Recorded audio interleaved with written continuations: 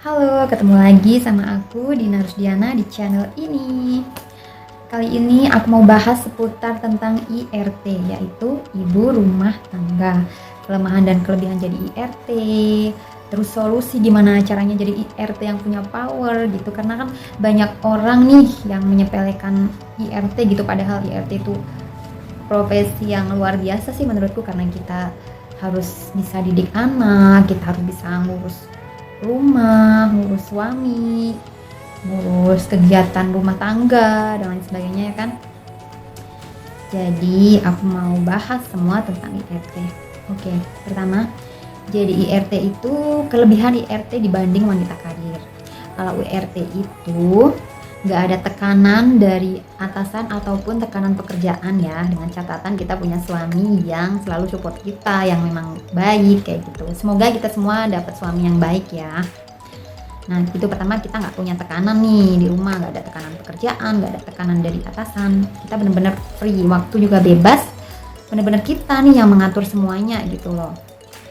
Sedangkan untuk wanita karir yang bekerja sebagai karyawan ataupun yang berwirausaha itu pasti mikirin yang namanya target pekerjaan ya kan, apalagi yang karyawan pasti ada tekanan dari atasan, tekanan pekerjaan, dikejar target dan lain sebagainya. Itu ya kebanyakan yang curhat tentang pekerjaan sih pusing di situ ya, pusing karena atasan, karena target dan lain-lain.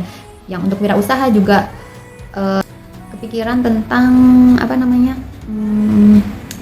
gimana caranya biar usaha tetap jalan, biar berkembang, harus mikirin gimana trik marketingnya agar usaha terus berkembang, terus maju gitu. Karena yang namanya usaha kan juga penuh resiko, jadi juga ada tekanan pikiran dari situ.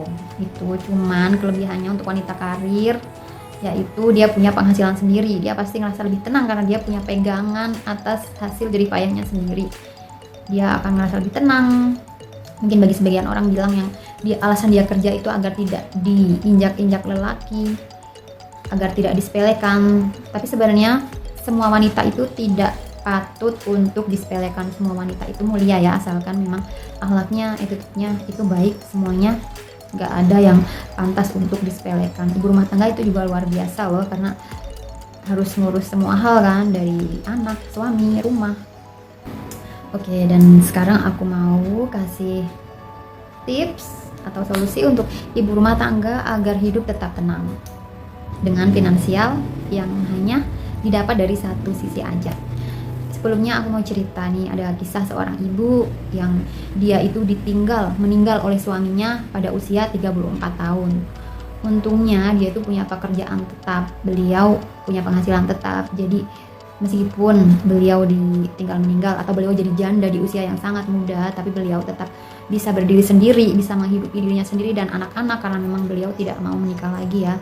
Bahkan sampai anak-anaknya selesai kuliah, juga sampai berumah tangga, beliau mampu membesarkan dan menuntaskan semua kewajiban untuk mendidik dan membesarkan anak kayak gitu. Sedangkan untuk IRT, bagaimana jika seorang IRT ditinggal suaminya di usia yang muda, sedangkan dia belum ada pekerjaan? Itu pasti akan bingung ya. Nah, aku akan bahas di sini. Gini, pekerjaan itu kan ada macam-macam ya. Mungkin kalau zaman sekarang itu banyak banget tuh yang pada pengen jadi PNS. Nah, kalau untuk daftar PNS itu kan maksimal 35 tahun ya. Nah, misal ditinggal suami meninggal, atau ditinggal suami deh gitu, di usia di atas 35 tahun, itu sekarang ada namanya P3K juga. Cuman yang namanya P3K itu kita itu harus udah ada pengalaman kerja gitu ya.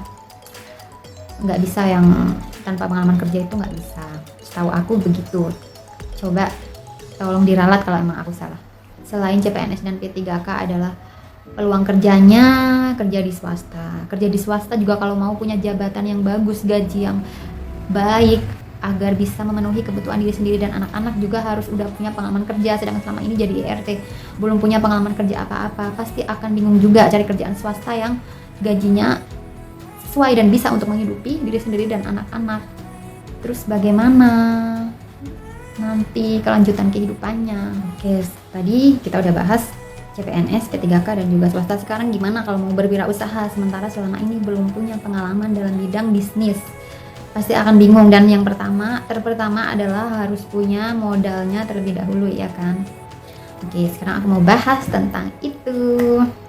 Jadi selama kita jadi IRT itu, menurut aku ini ya, kalau yang lain punya pendapat lain boleh-boleh saja, silahkan. Cuman ini kalau menurut aku, jadi IRT itu harus punya tabungan, harus pinter-pinter nabung ya, jangan terlalu boros kayak gitu ya. Healing boleh karena memang perlu banget, tapi bukan yang pemborosan berlebihan gitu loh. Jadi tiap bulan itu wajib menabung. Bisa ditabung dalam bentuk uang atau emas dan lain sebagainya. Jadi nih, semisal seorang IRT tiba-tiba ditinggal oleh suaminya, tapi kita pasti berdoa agar suami-suami kita yang baik itu panjang umur, terus bisa nemenin kita ya, untuk suami yang baik. Kalau yang nggak baik ya biar Allah yang ngurus aja gitu. Untuk suami yang baik semoga selalu bisa nemenin kita sampai tua kayak gitu. Nah cuman umur nggak ada yang tahu, dan juga kehidupan ke depan yang nggak ada, dan juga kehidupan ke depan itu nggak ada yang tahu. Jadi kita sebagai wanita, apalagi IRT, harus siap-siap. Kita harus siap menghadapi segala situasi yang akan terjadi nanti. Jadi pertama, jadi IRT nih kita kan dapat pemasukan hanya dari suami aja ya. Kita harus nabung tiap bulan. Apalagi untuk yang suaminya memang membebaskan istri-istrinya, uangnya mau dipakai buat apa aja terserah gitu, itu lebih enak lagi. Kita bisa membaginya gitu, misalkan berapa persen untuk kebutuhan sehari-hari, berapa persen untuk ditabung, berapa persen untuk healing, berapa persen untuk kebutuhan yang lain-lain kayak gitu. Karena tiap suami kan juga punya kebijakannya masing-masing ya, semua uangnya dikasih ke istri atau hanya sebagian aja, karena kan di situ ada jatah untuk pendidikan anak, untuk kebutuhan anak dan sebagainya gitu. Ini misalkan untuk istri yang dikasih uang bulanan sekian-sekian dan dibebasin suami, terserah mau pakai uang itu untuk apa aja gitu. Kalau aku akan menyisihkan uang tersebut untuk ditabung. Oke, jadi intinya rutin menabung setiap bulan. Kita pasti bisa menghitung sendiri kebutuhan kita untuk beberapa tahun ke depan, kebutuhan kita tuh berapa, untuk kebutuhan untuk anak juga berapa gitu. Misalkan biaya pendidikan anak itu yang SMA ya, searching di Google sih sekitar 8 jutaan itu tahun 2018. Sekarang pasti udah lebih naik lagi gitu kan. Kita bisa memperkirakan lah berapa tabungan yang cukup bikin kita aman ketika suatu saat kita dalam keadaan terdesak gitu loh, harus usaha sendiri untuk melanjutkan hidup kayak gitu. Walaupun nih untuk yang punya privilege, dia dikasih aset orang tua atau dikasih aset suami kayak gitu, kalau bisa kan aset itu jangan dijual ya kalau bisa, jadi dikembangkan aja gitu. Jadi tetap penting banget kita punya uang tabungan pribadi atas nama kita sendiri kayak gitu ya. Misalkan nih tiba-tiba seorang IRT harus berjuang sendirian, nah saat itu otomatis dia harus segera cari cara agar tetap bisa punya penghasilan kan. Satu-satunya cara adalah berwirausaha. Zaman sekarang itu kan banyak banget franchise kayak gitu ya, harganya juga macam-macam, ada yang di bawah 10 juta, ada yang di atas 10 juta. Kalau untuk usaha kecil-kecilan gitu di bawah 10 juta berarti kan tuh harus punya uang 10 juta, itu udah minimal banget, itu baru buat buka franchise. Sedangkan seorang IRT yang belum punya pengalaman berbisnis, pasti dia mungkin akan kesulitan kalau menjalankan bisnisnya sendiri.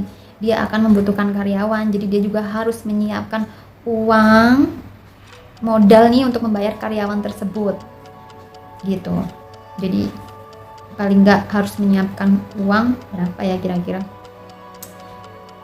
Namanya usaha itu kan ya memang ada yang langsung jalan, tapi ada juga yang bulan-bulan pertama itu kan harus modal dulu nih, belum bisa balik modal ataupun belum bisa dapat keuntungan. Jadi selain modal untuk bikin usaha, untuk bulan-bulan pertama kita harus punya modal untuk membayar karyawan yang membantu kita gitu. Paling nggak 6 bulan pertama ya. Itu berapa? Zaman sekarang gaji karyawan itu sekitar berapa sih? Tergantung kotanya ya. Misalkan di kota kecil mungkin 1 juta, berarti selama 6 bulan tuh 6 juta. Tadi udah berapa? Franchise 10 juta. gaji karyawan 6 juta. Itu udah berapa? 16 juta. Terus nanti kan kayak tadi 16 juta ya, itu baru buat buka franchise sama gaji karyawan selama 6 bulan pertama. Gua jaga-jaga kalau selama 6 bulan itu belum bisa dapat keuntungan kayak gitu. Terus juga namanya usaha baru itu kan butuh trik marketing. Mungkin zaman sekarang ada yang namanya endorse itu kan ratusan ribu ya, berarti ya siapin aja 1 juta lah. Misalkan endorse di kota kecil itu di bawah 1 juta, jadi siapin aja 1 juta. Itu 17 juta itu baru buat buka usaha aja, belum termasuk biaya untuk kehidupan kita selama setahun pertama. Itu kan pasti kita harus nyiapin itu ya. Jadi misalkan tiap bulan biayanya berapa nih untuk biaya diri sendiri dan juga anak-anak, biaya sekolah juga. Zaman sekarang tuh biaya SMA kalau aku lihat di Google tuh tadi berapa, 8 juta ya, berarti tadi berapa tuh, 17 tambah 8 juta, 25 juta. Itu baru buka usaha sama biaya satu anak yang sekolah di SMA, itu udah 25 juta harus punya. Kemudian untuk biaya kehidupan sehari-hari, itu tiap orang beda-beda ya kebutuhannya. Misalkan dibikin rata-rata aja deh,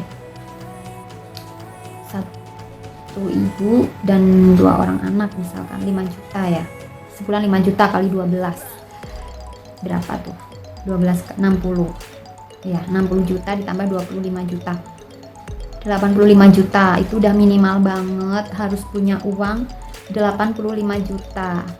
Itu kalau dihitungnya untuk kebutuhan hidup untuk tahun ini ya, 2022. Nanti semakin tahun akan semakin bertambah kebutuhan hidupnya. Atau mungkin kalau untuk kebutuhan di kota kecil diturunkan, misal jangan 5 juta lah ya, misalkan 3 juta. Itu udah minimal banget ya, 3 juta kali 12 bulan sama dengan 36 juta. Ditambah tadi berapa, 25 juta ya biaya untuk buka usaha sama pendidikan satu anak, berarti 36 juta ditambah 25 juta berapa, 61 ya. Itu harus minimal banget punya uang segitu ya. Itu untuk kebutuhan tahun 2022 ini. Untuk satu ibu dan satu anak itu harus punya uang 61 juta agar setahun setelah dia harus berjuang sendiri itu bisa tenang, udah nggak ngerepotin siapa-siapa, nggak ngerepotin orang tua, nggak ngerepotin saudara, juga nggak perlu bingung-bingung cari tangan kesana kemari. Itu harus banget minimal punya uang 61 juta. Tabungannya harus ada segitu.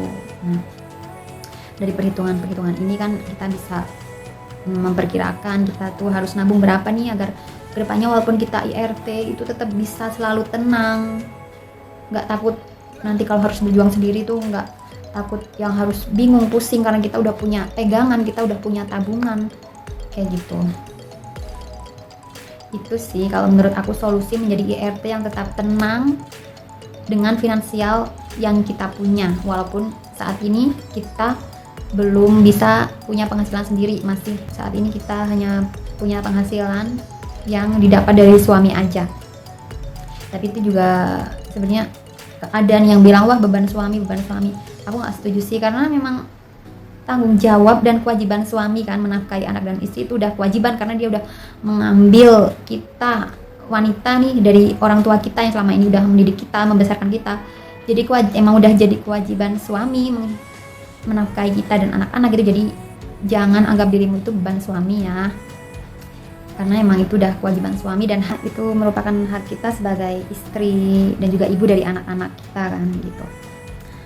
Oke, bagi yang suaminya mapan nih, pastilah suaminya meninggalkan beberapa aset ya, bisa kendaraan, bisa mobil, motor, rumah, terus mungkin ada yang beliin aset yang lainnya kayak gitu.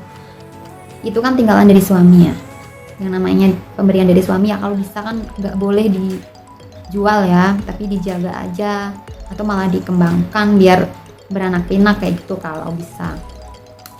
Kalau bisa kan yang namanya pemberian dari suami itu jangan dijual ya, tapi dijaga ataupun kalau bisa malah dikembangkan agar bisa beranak pinak kayak gitu. Dan lagian juga kalau sampai menjual tinggalan dari suami itu pasti yang namanya tetangga atau saudara dari suami itu ada ya beberapa gitu yang akan ngomongin, akan berbisik-bisik atau menggunjing gitu, ih tinggalan dari suami kok dijual, pasti nggak mau kan ya, sampai ada omongan-omongan kayak gitu. Tapi nggak semua tetangga ataupun saudara dari suami tuh kayak gitu, banyak juga tetangga dan juga saudara suami yang baik-baik semua, tergantung dari orangnya. Tapi memang sebaiknya yang namanya pemberian dari suami kan jangan dijual ya, dijaga aja ya kan. Kalau bisa ya kita itu nabung, jadi uang tabungan itu kan emang udah jadi hak kita ya, sama aja itu juga perjuangan kita gitu loh. Bisa nabung, kita bisa nggak boros, itu kan juga udah perjuangan banget ya. Tapi tetap yang namanya healing, seneng-seneng itu tetap penting ya di era sekarang ini, karena sekarang ini kan banyak banget isu-isu mental illness kayak gitu kan. Jadi sebisa mungkin kita harus sehat lahir dan batin. Healing tetap perlu, yang penting jangan berlebihan borosnya. Menabung yang terpertama. Itu sih solusi dari aku untuk menjadi IRT yang tetap tenang dan juga bahagia. Oke, segini dulu bahasan dari aku. Sampai jumpa lagi di bahasan-bahasan berikutnya.